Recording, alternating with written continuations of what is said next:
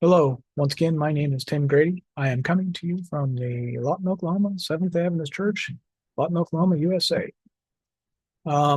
Today, I'm going to be covering the topic of survival gardening and or subsistence farming. To do that, I need to talk about starvation.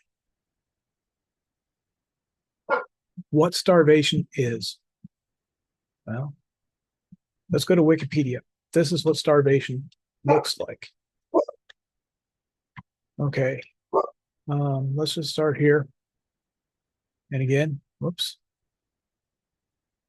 And I will read the opening statement. I'll actually let the reader take over. Here we go. Starvation is a severe deficiency in caloric energy intake, below the level needed to maintain an organism's life. It is the most extreme form of malnutrition. In humans, prolonged starvation can cause permanent organ damage and eventually, death. The term inanition refers to the symptoms and effects of starvation. Starvation may have a natural cause or be man-made.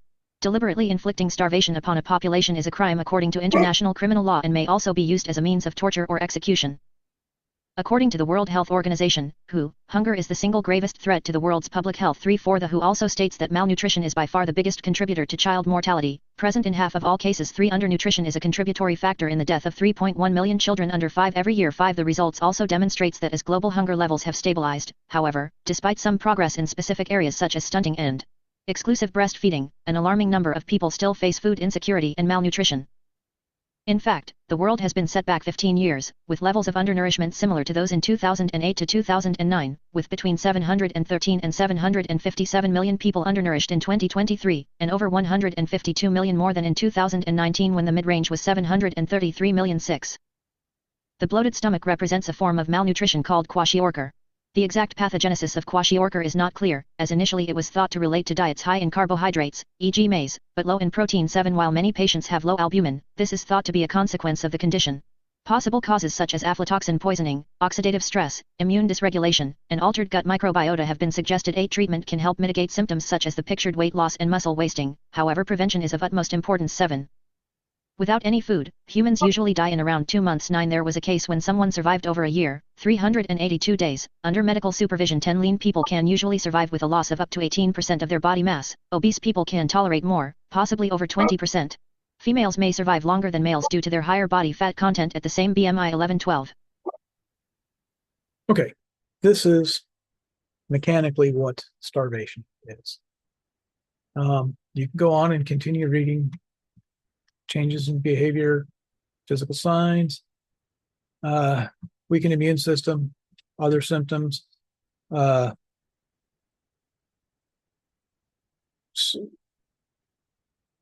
so on. Okay. Yeah, there's a whole bunch to this. I've seen enough of this around the world.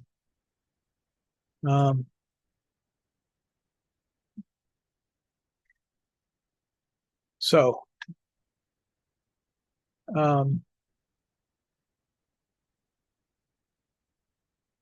what is subsistence farming? Let's type that in.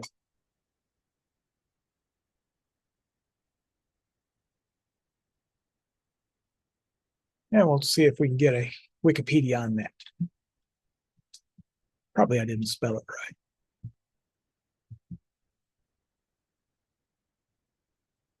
Subsistence agriculture.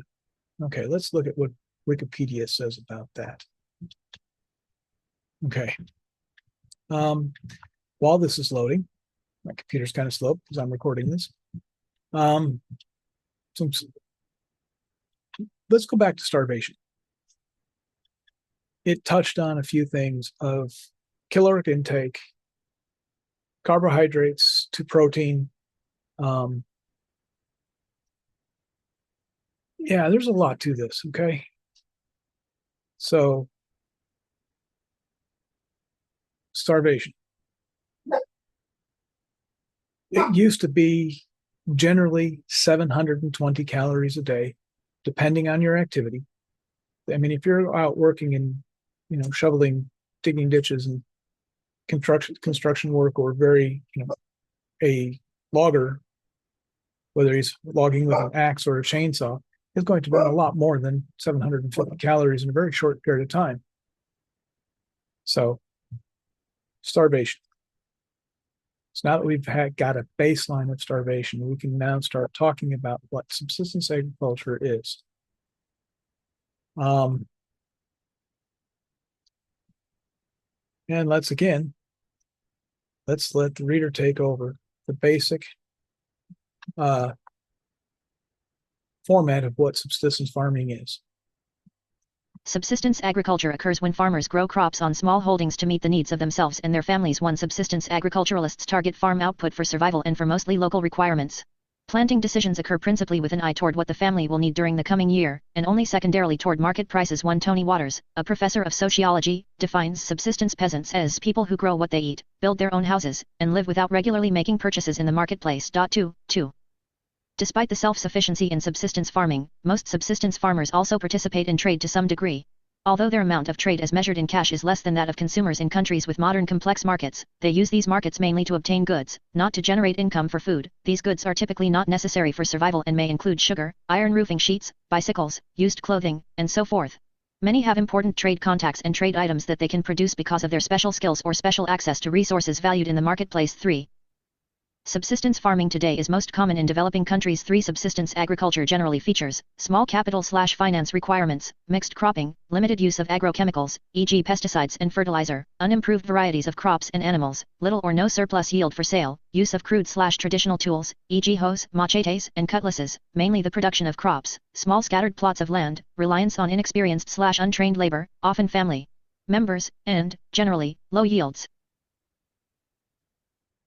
Now let's go into survival garden. Let's see.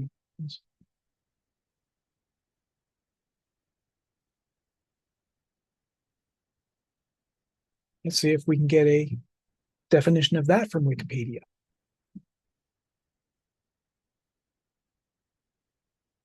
And I'm going to take this from a Seventh-day Adventist. Let's see, can we do WKI? And we'll see what Wikipedia has. There is a definition in Wikipedia for this.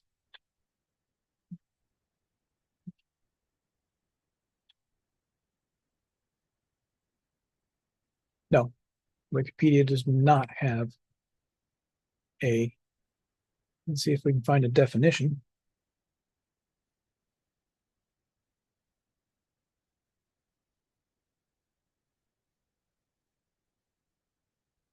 Okay.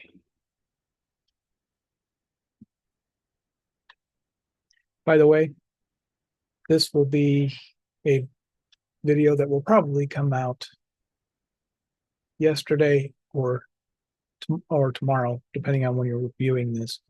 A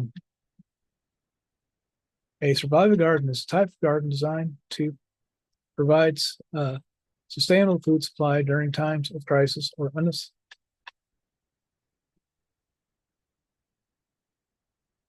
Okay, let's let the reader take over. A survival garden is a type of garden designed to provide a sustainable food supply during times of crisis or uncertainty, focusing on growing nutritious crops that can help reduce reliance on store-bought food. It typically includes calorie-rich vegetables and fruits that can be preserved for long-term use.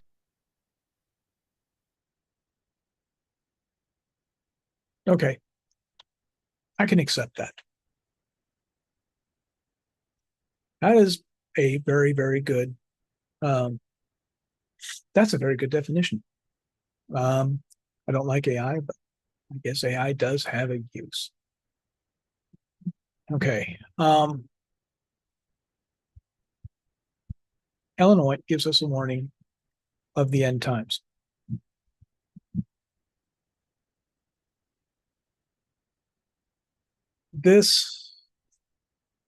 Okay. Subsistence agriculture is what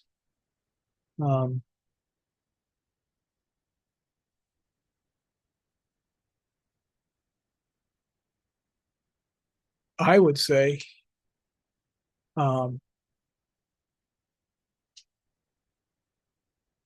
this is what Ellen White is asking us to do in much of her writings. She has it in her time, in the time between her time and what we're living in, and this end time that we are currently living in. I guess I'm going to have to remake the video of why I believe we're living in the end times. And the close of the Seventh-day Adventist probation is going to be very close.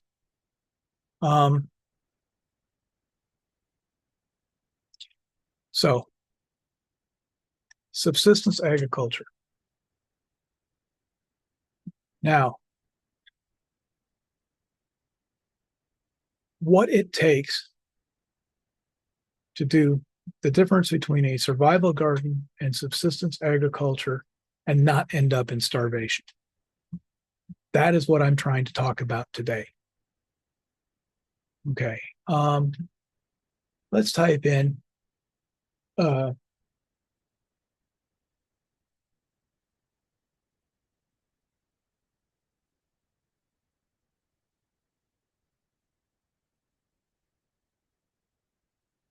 one-year food supply.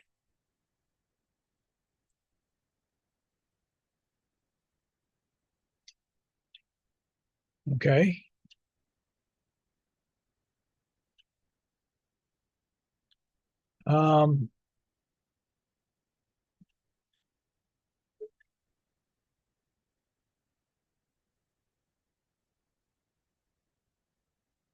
Well, let's see what Search Assist has. One-year food supply typically includes essential items like grains, legumes, and canned goods to sustain a family during emergencies. It's recommended to store around 400 pounds of grains and other basic foods. Let's see what it says when I click on more.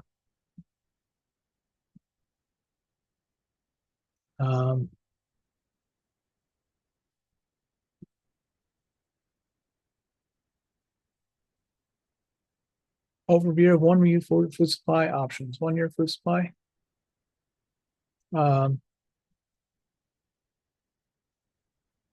Okay, they're putting it on a 2,000 calorie because yes, I would agree that that is what you're needing to put away minimum per day per person. Okay. Now, back to starvation. If you can get your base minerals, you can reduce your minerals, your vitamins, your what are called your nutrition. Now, in survival gardening, and the way I was taught back in the 70s and 80s is different than what they're teaching today. And what my father was learning in the 50s, late 40s, post-World War II, through the 60s, through the beatnik movement, and some of the things that he came up through is different than what we understand today. Okay. What's the name of that?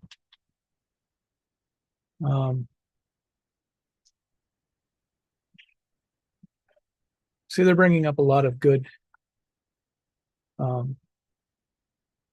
points here. Need around 2,000 calories.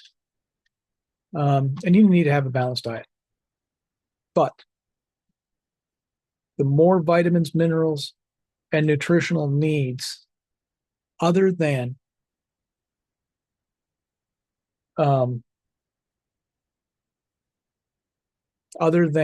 protein and carbohydrates. That is probably the most important thing when it comes to putting away a one-year food supply. That is what I was taught.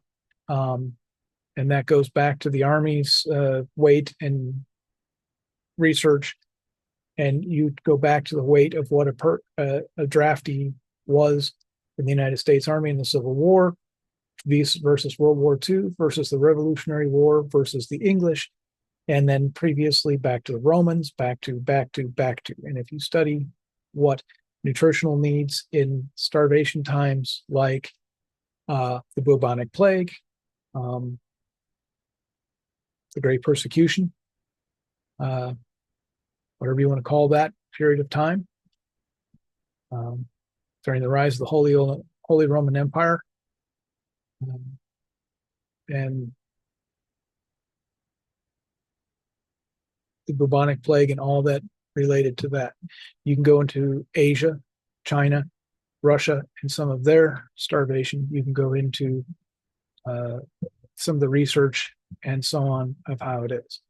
A 1 year food supply. Now I'm going to type in dried goods.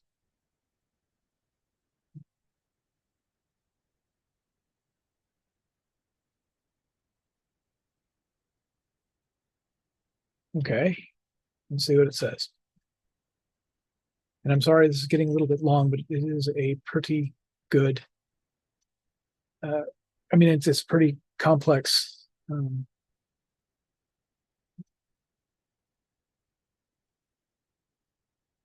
Okay, I don't like these.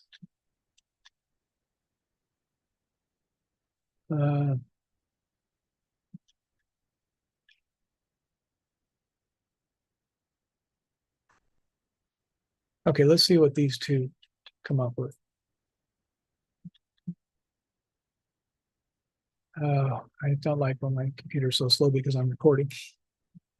1 year emergency, 1 year emergency food supply.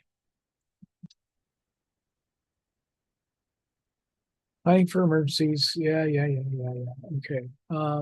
Introducing 1 year emergency food supply planning. 1 year. Is this? Close window. Ads. Okay. Let's go down. Understanding the basics. 1 year emergency food supply. You can go back and read some of these. Okay. How much food do I need in a 1 year food supply? Let's go here. Let's see if this is any clearer. Okay. This is good. Ask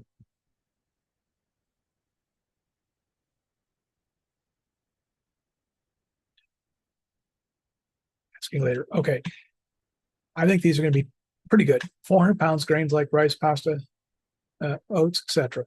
600 pounds or 60 pounds of legumes like beans, so on and so forth. 16 pounds of powdered milk, 10 pounds, 10 quarts of cooking oil, 60 pounds of salt, sugar, 8 pounds of salt.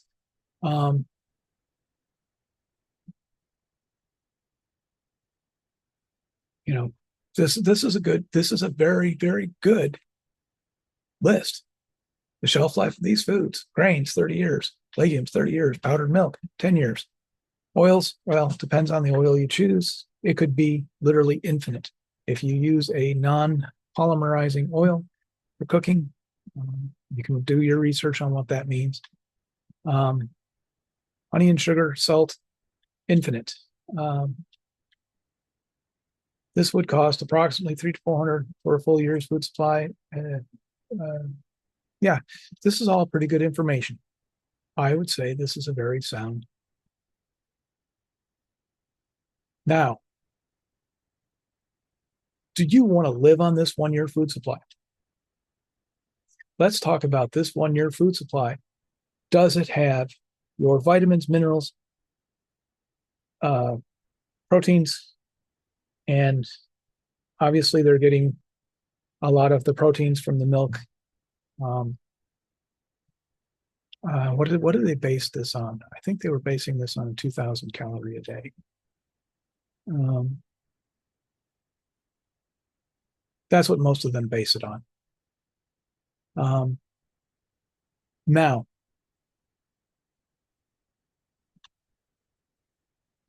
they're basing this on mainly grains, rice, wheat, oats, barley, whatever. Mainly cereal grains. Okay, now let's go back. Let's see what this one comes up with. Okay, wheat. Okay, they're doing it in the 10-pound cans. I mean, in number 10 cans, which is a 1 gallon can. White rice, oats, rolled oats, So if you went with the 5 or 6 gallon buckets, you divide this by 5. So you'd be wanting or you'd be wanting 6 wheat, 6 5-gallon buckets of wheat, so on and so forth. Okay. Pretty much the same list. Okay. I'm talking on this. Oh, wow. They're putting in vitamin C tablets instead of getting it from dried fruit. This is these both are very, very basic food plans. I will try and link both of these in the description below. I'm not always very good at remembering that. I will also try and put in these 2 links to what the subsistence and starvation. But this subsistence agriculture, now, if we go back to either one of these and they're going into cereal grains, how do you get your cereal grains, your rice? How are you going to grow that in this subsistence agriculture? And here's why I'm making this video. This is the main point. I'm sorry, I'm 22 minutes into this video and I'm now just getting to the main point. How do you grow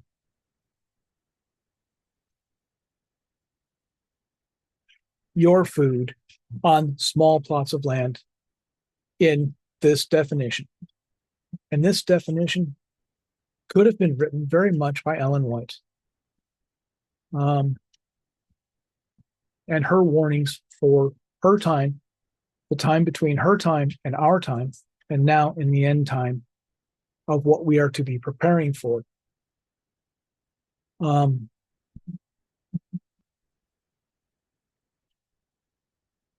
this is a very good write-up on subsistence agriculture.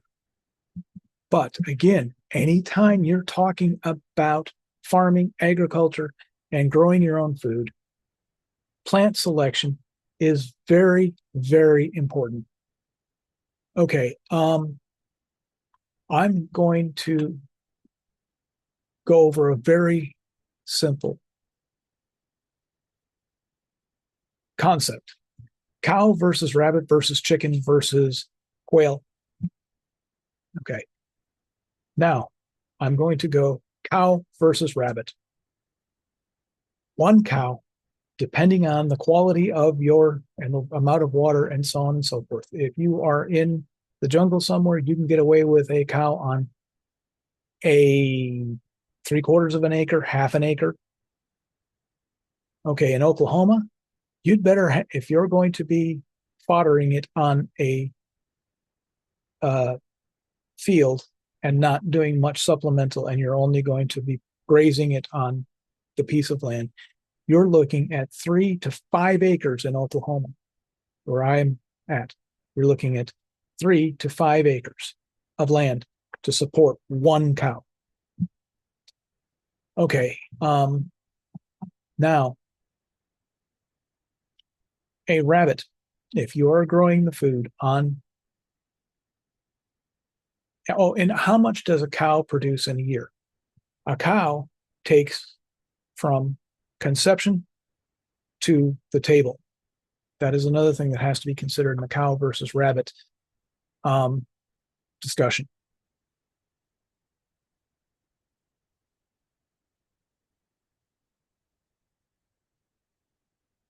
Okay, cow versus rabbit.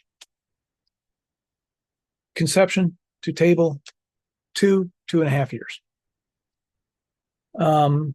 Now we're going back to the subsistence agriculture right here, what we're talking about today, or survival garden, or growing a 1-year food supply. There are certain things in a 1-year food supply. Now, there are people that have done it like the Pasadena model, the Pasadena permaculture model, the Growing Solutions in Milwaukee, Wisconsin, and their model. which does a 1/16 of an acre. And there are many other models in permaculture and other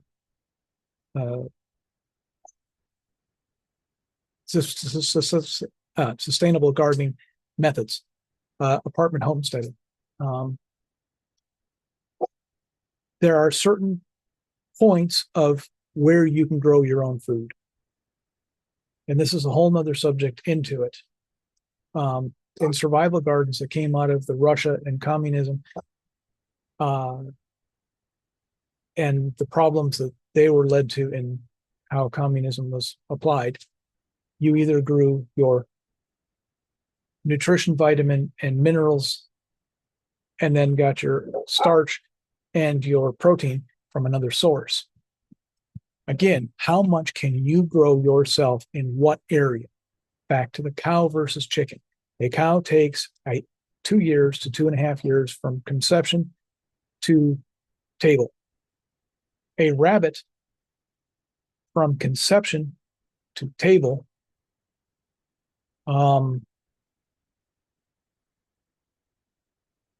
is what is it? 16 to 20 weeks. So it's like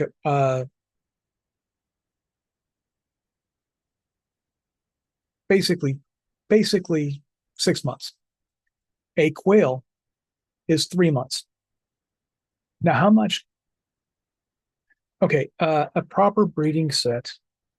I'm getting into very, very complicated subjects and we still haven't dealt with. I'm taking this from a Seventh-day Adventist point of view, which if you're a Seventh-day Adventist, and in the 28 fundamental beliefs, we believe in the Levitical law for our food, which means we're not going to be eating rabbit because it is not within the Levitical law. It is an animal. It is a mammal that does not chew its cud and have a cloven hoof. So that is not on the table.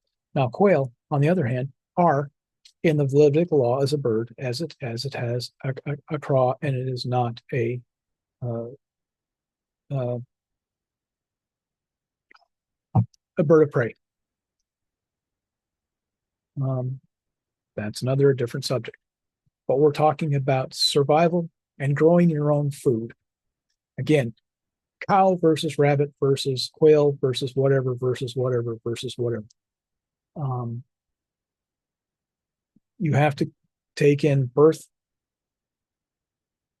conception to table times, and you also have to go what you're going to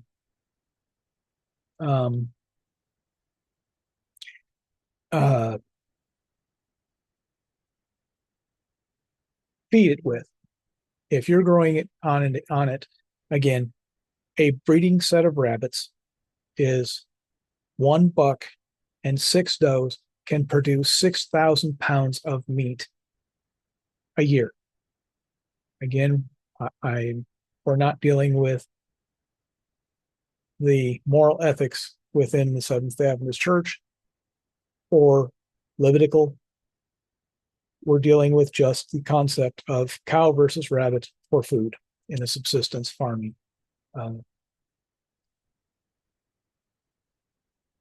system. So that's to consider. Now, we have to take animal production for protein versus plant production for protein. You'll find very few subsistence farmers having livestock and using that as their basis for it. Now, taking out the Levitical restrictions on what God says to be eaten as meat and clean and unclean meat, and we're going to go into a practical format now. We are not going to go into the clean and unclean meats, and we're not going to go in the difference between the meat diet and I'm sorry, I do not like using vegan or the other term, as they are religions. I will say plant-based, dairy-based, or meat-based diets. Vegetarian and veganism are religions. And I'm sorry, it kind of offends me when people bring that in as the guidance of, again, we're trying to stay out of those discussions today. We are now going into practicality of why you do not want to grow animal livestock compared to strictly a basis for growing your vegetable, fruit, nuts, and cereal grains, and how to decide that. There are techniques, again, there are models on how to grow on a 16th of an acre and fully support your family in high density growing methods. I made that video a few days ago, and that was posted a few days ago. I'm going to go into more details on that. And this is an introductory video to some of those concepts. But now we're talking about meat versus plant and how much land area it takes. When you go into the high density agriculture or subsistence agriculture, there are 5 animals that are within practicality. Number 1, well, fish, apple snails, and a couple of other eels. And I'm going to put that into aquatic. In high density, there are certain things you can grow high density. A 55-gallon drum of apple snails or mystery snails, if you do not want to go with the absolute, dangerous breeders of apple snails in certain parts of the world, and they're illegal. You can get the mystery snails and some of the other within that genus. Health-wise, again, it is not within the Levitical, but you can produce on scraps. I'm talking practicality. I am not talking biblical ethics of what you eat and what you do not eat. I'm talking strictly practicality. In a 55-gallon drum, you can produce multiple hundreds of pounds of monocultured protein. And if you consume the shells off of grass cellulose and other waste products, you can support a family of 4 or 6 people, a husband, a wife, and 4 children, or even 6 adults, on a 55-gallon drum with waste products in apple snails. I'm just going with practicality and what models have been put out in high density subsistence over the years. Now, supporting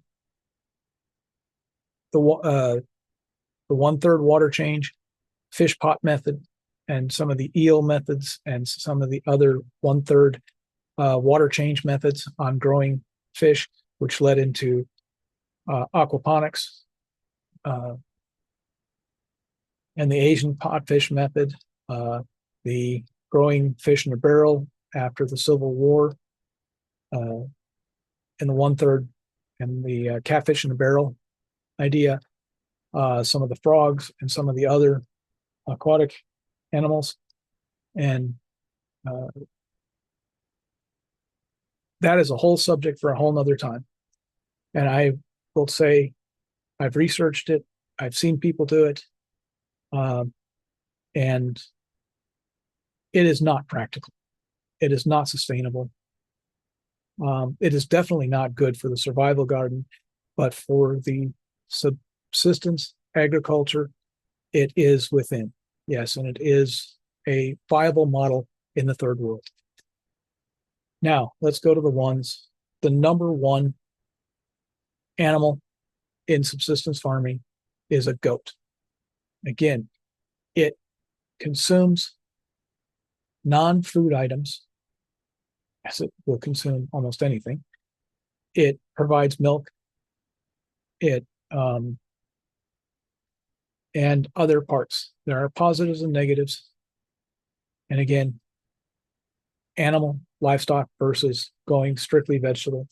More, because it does take much more land, and you have to grow other crops to support the subsistence agriculture when you add animals. That's the point I'm trying to make. So we have cow versus chicken versus rabbit versus so on. So number one is the aquatic. Number two is goats. Number three is chickens. Chickens, again, will eat almost anything. They're an omnivore.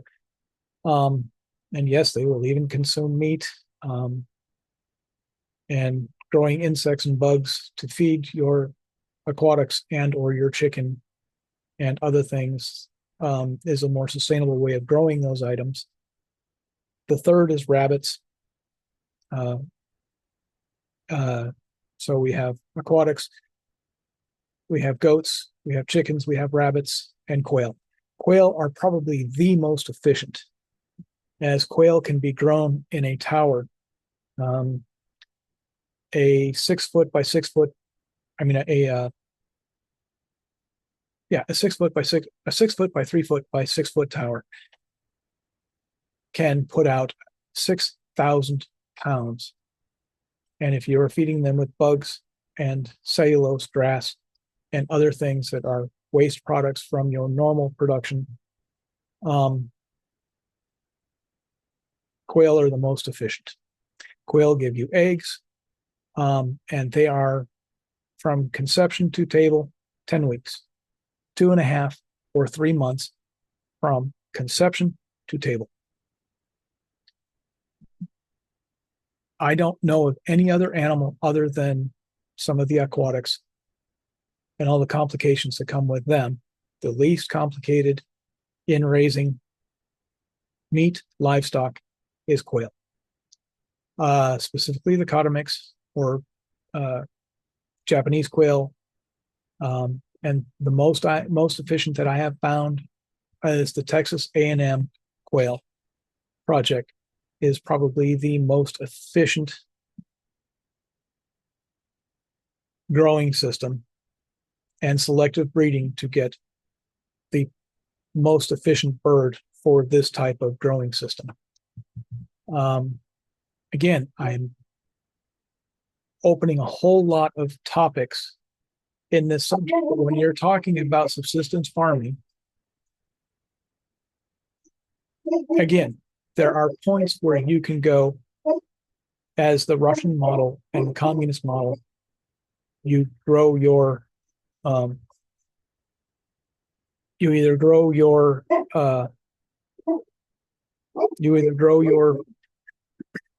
nutrition, your vitamins, your minerals, your nutrition side, and then you supply either your cereal grains, your tubers, or your and when you're going that side and you're only going for your vitamins and you're going for your vitamins, minerals, and your nutritional needs, other than your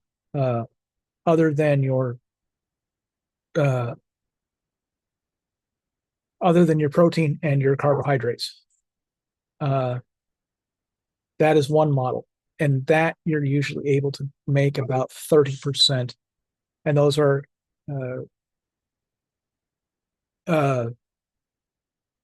window box gardens, indoor growing, indoor window, inside box gardens, outside box gardens, and simple kitchen gardens. Now, on the other hand, if you go and do the other and you try and grow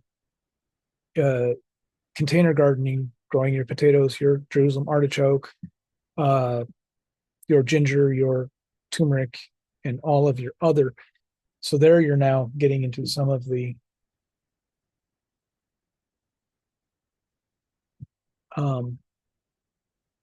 nutrition and into your starches, your carbohydrates. And now let's go back. So we've brought up 5 subjects: cow versus chicken, livestock versus plant-based, for practical reasons, not for the Levitical, biblical, and we're not going into the difference between a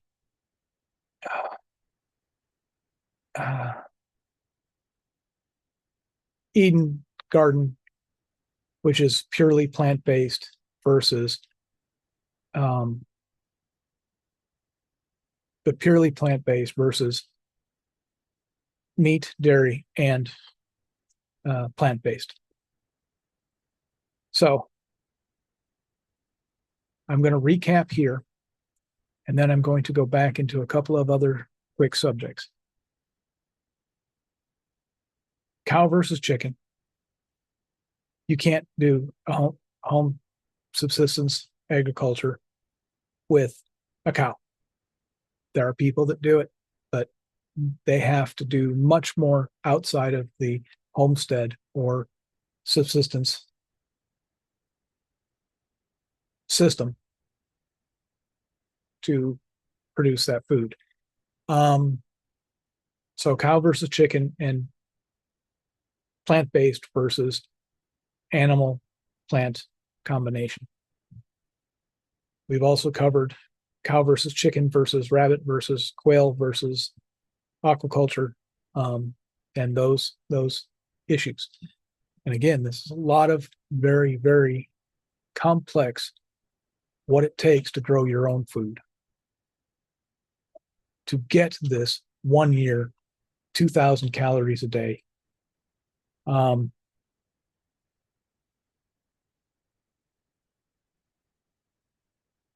And from what I'm looking at, this is not a balanced diet.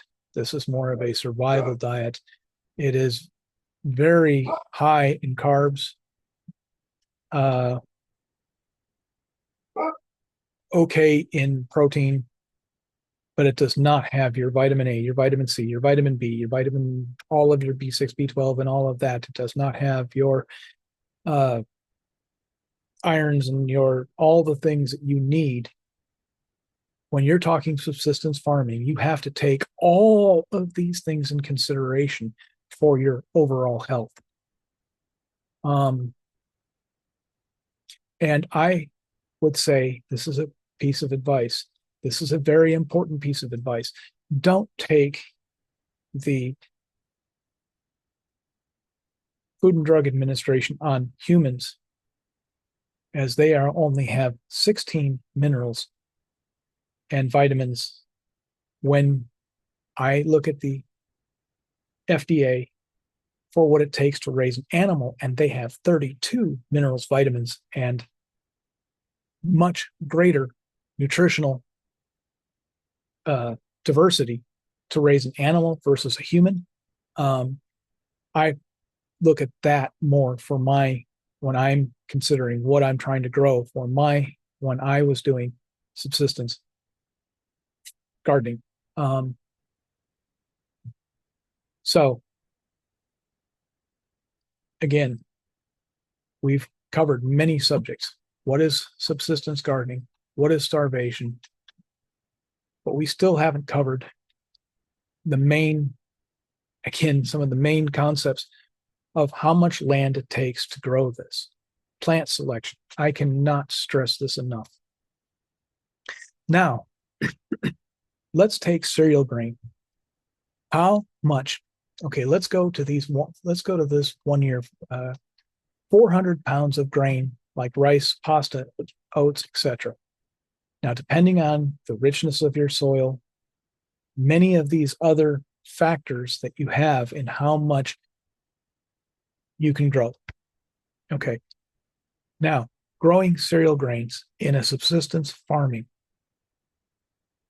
Do you know how to grow wheat, harvest it by hand, thresh it on an old threshing floor method, grind it and produce it to, and I'm going to be going into a permaculture design principle.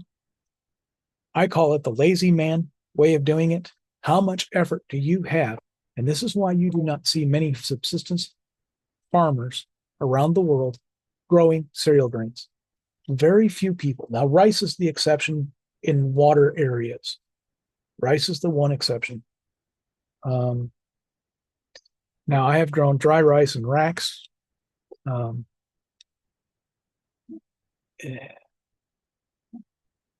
that's a whole different story. That is a whole skill set. I've grown wet rice. That isn't very hard. I've grown what's called wet foot rice. That is a whole different subject again. But why? So now let's get into why, as a subsistence gardener, farmer, why you do not want to grow this 400 pounds of grain. And I'm surprised why they're putting out the oats in both of these rolled oats. I would go with steel cut oats instead of rolled oats, but hey, whatever. And again, we're talking about the permaculture of how much energy and time you have to put into what you grow, or what you have into what you have out. Okay, that's going back into the permaculture design and plant selection. And again, I cannot stress those. Plant selection is the key to having a successful or starvation in either a survival garden or a subsistence gardening, farming setup. I cannot stress that enough. Plant selection is what it is all about. Plant selection. Now, we've discussed cow versus chicken. We've discussed livestock versus strictly plant-based and not from the Levitical biblical point of view, strictly from the practical point of view.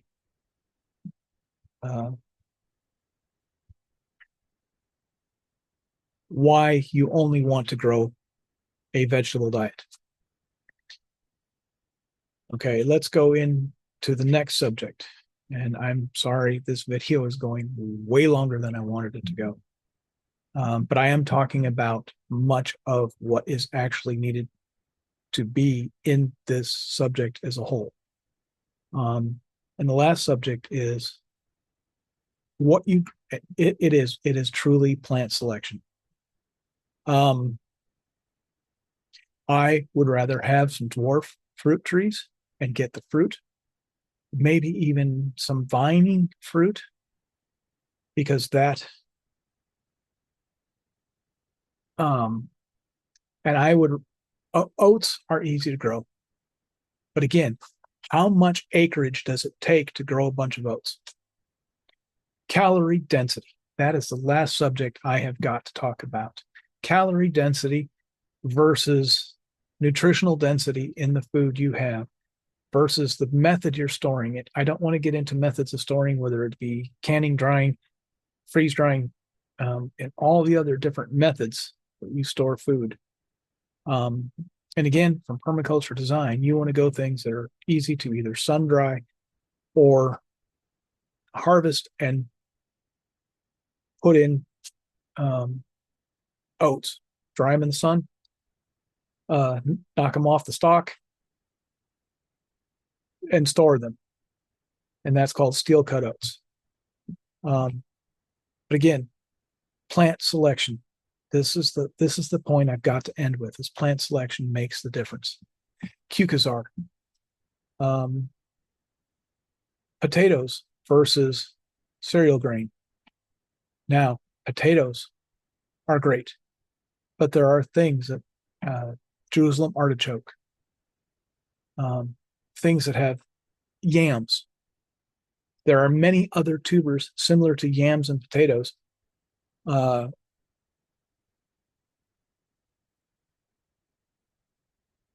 Yams or sweet potatoes, Jerusalem artichoke, many other tubers that can be grown to replace your wheat and rice that can be grown in either vertical containers, stacked up tires, many other, just like potatoes, that produce literally hundreds of pounds of high calorie,